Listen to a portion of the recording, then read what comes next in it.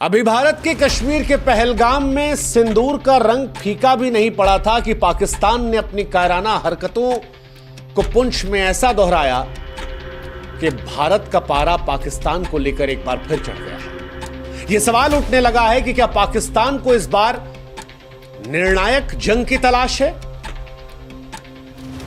क्योंकि पहलगाम की वादियों में जब लाल सिंदूर बिखरा था तब वो एक आतंकवादी हमला नहीं था, भारत की आत्मा पर आघात था। भारत का धैर्य जवाब दे गया था और इसके बाद भारत ने लाल मस्जिद से लेकर लश्कर तैयबा और जैश ए मोहम्मद के तमाम अड्डों को राख में बदल दिया। भारत ने बताया कि इस बार हमला आतंकियों पर हुआ है, लेकिन पाकिस्तान अगर अपनी नापाक हरकतें खत्म नहीं करेगा तो फिर भारत हर एक खून का बदला खून से लेगा। लेकिन पाकिस्तान ऐसा लगता है कि पागलपन के रास्ते पर निकल चुका है। 6-7 मई 2025 की रात पुंछ एलओसी के पास पाकिस्तानी सेना ने निर्दोषों पर हमला करना शुरू कर दिया। इस हमले में 12 लोगों की मौत हुई, 4 बच्चे थे, कई घायल हो गए और सबसे दर्दनाक तो गुरुद्वारा श्री गुरु सिंह सभा साहिब पर हमला था, जहां पर रागी भाई अमरीक सिंह, पूर्व सैनिक अमरजीत सिंह, दुकानदार रंजीत सिंह, बलविंदर कौर रूबी की जान चली गई। यह सिर्फ एक हमला नहीं था, यह सिख समुदाय के पवित्र स्थल और इंसानियत पर पाकिस्तान का प्रहार था। पाकिस्तान पहले भी पुंछ को आतंक का शिकार बनाता रहा है और एक बार फिर उसे खून से लथपथ किया है। हालांकि भारत ने सियालकोट में वो खून की होली खेलकर इसका जवाब दिया है, लेकिन पाकिस्तान की यह कार्रवाई ऑपरेशन सिंदूर के जवाब में थी। पाकिस्तान की यह कार्रवाई उसकी हताशा, उसकी नीचता का सबूत थी। पाकिस्तान का गुरुद्वारे पर हमला, जहां अरदास और शांति का संदेश गूंजता है, पाकिस्तान की मानसिकता को उजागर करने वाला था कि पाकिस्तान पागलपन की किस हद तक जा चुका है कि जो भारत को अस्थिर करने के लिए अब किसी भी हद तक जा सकता है। पाकिस्तान की इस हरकत के बाद सवाल सिर्फ अब बदले का नहीं रह गया है, सवाल उस अंतिम प्रहार का है जो आतंक की जड़ों को उखाड़ फेंके। पुंछ का खून, पहलगाम का जख्म और गुरुद्वारे पर हमला अब और सहनशीलता की मांग नहीं करता और इसीलिए आज 140 करोड़ आवाम पूछ रही है कि क्या यह वक्त नहीं कि भारत एक ऐसा सबक सिखाए जो पाकिस्तान की मौजूदा सत्ता ही नहीं बल्कि उसकी आने वाली नस्लों को भी बेगुनाहों पर आतंक फैलाने के ख्याल मात्र से थर्रा दे। सवाल यह है कि पहलगाम के बाद भारत ने ऑपरेशन सिंदूर किया। अब जब पाकिस्तान नीचता पर आ गया है और आम लोगों को निशाना पुंछ में बना रहा है, तो भारत का अगला कदम क्या होगा? भारत के पास कई रास्ते हैं, लेकिन प्रत्येक रास्ते को सावधानी और दृढ़ता के साथ चलना होगा। जैसे सैन्य कार्रवाई का रास्ता है, ऑपरेशन सिंदूर जैसे सटीक हमलों को और तेज करना पड़ेगा।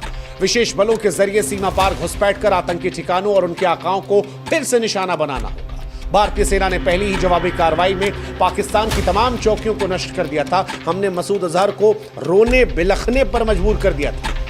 दूसरा तरीका, कूटनीतिक दबाव।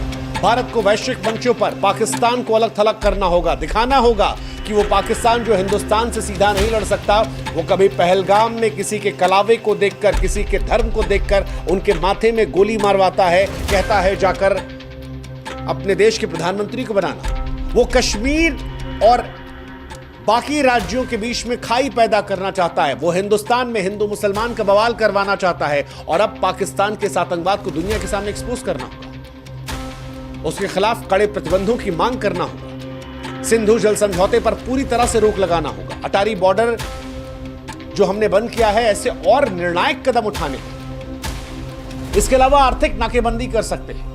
पाकिस्तान पहले से कमजोर अर्थव्यवस्था पर है और दबाव डालो। पाकिस्तान की हैसियत नहीं लंबी लड़ाई लड़ने की, वो 4-5 दिन से ऊपर टिक नहीं सकता।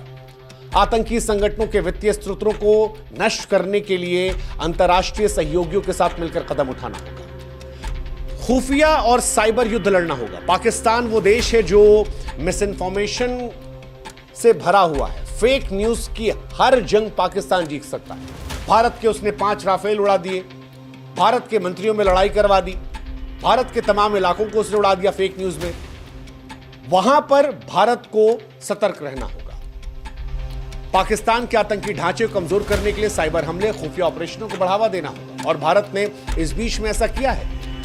डिजिटल स्ट्राइक उसका एक जीता जागता उदाहरण है। इसके साथ ही भारत को आंतरिक सुरक्षा पर ध्यान देना होगा। जम्मू कश्मीर में सुरक्षा व्यवस्था को और मजबूत करना होगा। खासतौर पर पुंछ जैसे सीमावर्ती इलाकों में जो नागरिक रहते हैं उनकी सुरक्षा के लिए बंकरों का, अस्थायी शिविरों की व्यवस्था बढ़ानी होगी। साथ ही स्थानीय लोगों को जब तक ये बंकर नहीं है कहीं और शिफ्ट कराना होगा। उन्हें एहसास कराना होगा कि लोग फौज का साथ दें, आतंकवाद के खिलाफ एकजुट हों, जागरूकता अभियान चले। पाकिस्तान ने जो पुंछ में किया है ये पहली बार नहीं है, ये वो 47 से करता आ रहा है। पाकिस्तान की ये हरकत हर बार की है। 1947 के बंटवारे से लेकर 1965, 71, 99 के करगिल युद्ध और अब हर बार इसकी रणनीति वही रही। पहले कश्मीर में अस्थिरता फैलाओ, उसके बाद जब भारत उनकी बैंड बजाए तो फिर पाकिस्तान घुसपैठियों को कश्मीर भेज देगा या फिर कश्मीर के आम लोगों पर हमला करना शुरू कर देगा। हर बार की यही कहानी है। 1971 में भारत ने 13 दिन में पाकिस्तान को घुटनों पर लाकर बांग्लादेश बनवा दिया था और आज भी वही कहानी दोहराई जा रही है। पुंछ में गोलीबारी और गुरुद्वारे पर हमला पाकिस्तान की वही पुरानी हताशा है, लेकिन इस बार भारत का जवाब पहले से कहीं ज्यादा तीखा होना चाहिए। लोग कह रहे हैं कि भारत को इस बार ईंट का जवाब फिर से पत्थर से देना चाहिए, या पत्थर की जगह इस बार तो जो पुंछ में किया पहाड़ उठाकर दे दिया। वैसे पाकिस्तान की बौखलाहट समझ में आ रही है। पाकिस्तान की इस बौखलाहट की एक बड़ी वजह है कश्मीरियों का बदला हुआ रुख। धारा 370 हटने के बाद कश्मीर विकास की डगर पर गया। नई सड़कें बन गई, स्कूल बन गए, अस्पताल बन गए, रोजगार के नए अवसर आ गए, कश्मीरियों को भरोसा हुआ।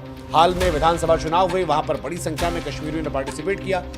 अब पाकिस्तान जान रहा है कि जो इंडिया के पास कश्मीर है वो विकास पर जा रहा है, जो पाकिस्तान वाला है वो बदहाली, शोषण, गरीबी, आर्थिक तंगी की तरफ जा रहा है।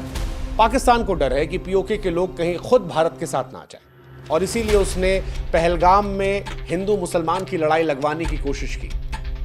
इसीलिए धर्म देखकर मारा ताकि कश्मीर को भारत के लोग दूर करना शुरू कर दें, हिंदू मुसलमान के दंगे शुरू कर।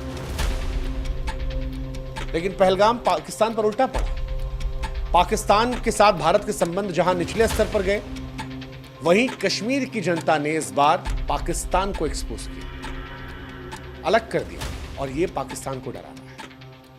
लेकिन अब सवाल यह है कि पुंछ में जो कुछ हुआ उसका निष्कर्ष क्या हो?